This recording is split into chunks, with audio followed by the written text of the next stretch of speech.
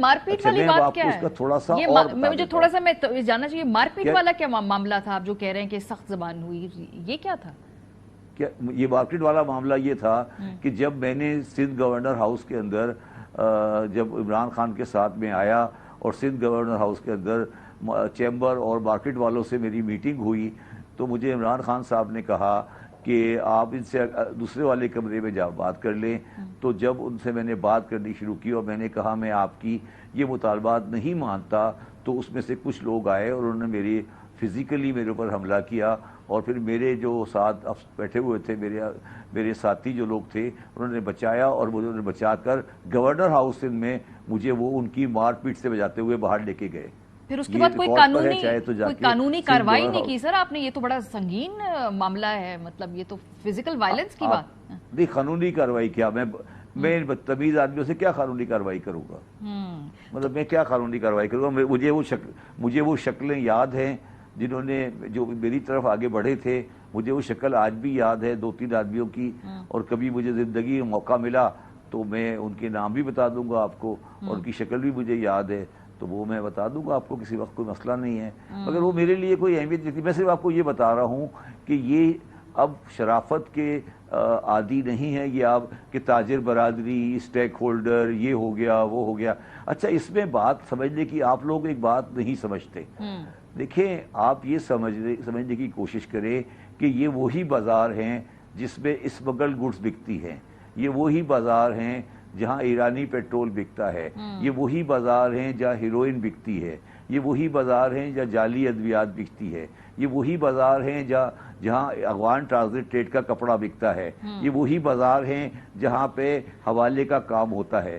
तो बारिया वो रिटेलर का टैक्स देने नहीं देने के लिए तो एग्री या नहीं एग्री हैं वो। अगर ये बाज़ारों के अंदर हम चले गए और गवर्नमेंट की रेट कायम कर दी, तो ये तो सारा धंधा ही खत्म हो जाएगा, ये तो पाकिस्तान ठीक हो जाएगा। ये तो आप समझ रहे हैं कि वो रिटेलर की टैक्स के पीछे लगे हैं। FBR नाकाम हो गया, तो मुझे हंसी आती है कभी कभी कि यार ये बेचारे कितने मासूम लोग हैं। सर हम तो मासूम है, लेकिन बताएं रियासत क्यों उतनी मासूम है? रियासत क्यों नहीं एक्सर्ट कर पाती? रियासत मासूम नहीं है। देखो मेरी बात सुनो, रियासत मासूम नहीं है, रियासत नहीं है। रियासत जो होती है ना, सल्तनत, स्टेट के पास 2 रेटें होती है जब स्टेट कहलाती है। बादशाह जो होता है ना स्टेट, उसकी 2 रेटें होती है, इसको बादशाह कहा जाता है। एक रेट होती है उसकी कि वो लोगों से टैक्स ले सके, और एक रेट होती है कि वो लॉ एंड ऑर्डर मेंटेन कर सके। अनफॉर्चुनेटली मैं कहना नहीं चाहता, मगर पाकिस्तानी स्टेट की दोनों रेटें खत्म हो चुकी हैं। अब आप इस स्टेट को क्या कहेंगी?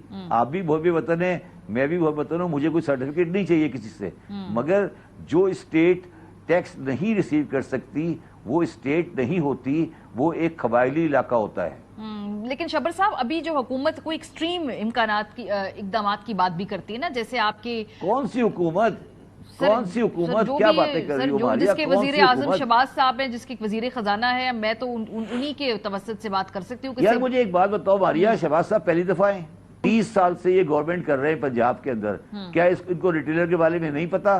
क्या शहबाज शरीफ को नहीं पता कि रिटेलर में क्या मसाइल हैं? क्या ये लाहौर चैम्बर के प्रेसिडेंट नहीं रह चुके? आप क्या बातें कर रहे हैं? मुझे तो समझ नहीं आती। जब आप लोग इस तरह की बातें करते हैं मुझे हंसी आती है, कभी रोना आता है। चलिए सर, मुझे तो लगता है कि अब सारे का जो क्या बातें कर रहे हैं? इस सब का जो कीमत है वो फिर दोबारा सैलरीड क्लास को देनी पड़ेगी। ये इस पे तो रोया जा सकता है कि वो ये टैक्स भी फिर हमारे पल्ले पड़ेगा। मेरी बात सुने, जो चीज सही है वो सही है। क्या डार साहब लाहौर चैम्बर के प्रेसिडेंट नहीं थे? क्या शहबाज शरीफ साहब लाहौर चैम्बर के प्रेसिडेंट नहीं थे? क्या शहबाज शरीफ साहब को ये पता नहीं है कि लाहौर में मार्केटें रजिस्टर्ड नहीं है? क्या इसाक डार साहब को ये पता नहीं है मार्केट रजिस्टर्ड नहीं है? क्या शहबाज शरीफ साहब, अच्छा अब आप कह रही है ना क्या करें, तो मैं रास्ता बताऊं आपको क्या करें? जी बताएं। शहबाज शरीफ साहब 2 दिन जाकर लाहौर चैम्बर के ऑफिस में बैठ जाएं, जो कि चैम्बर ऑफ कॉमर्स बिल्डिंग पर है, लॉरेंस गवर्नर के साथ, और उनको बुला के कहें कि आप रजिस्टर कराएं। अगर वो नहीं कराएं तो मेरा जिम्मा है, मगर ये बैठ के दिखाएं मुझे।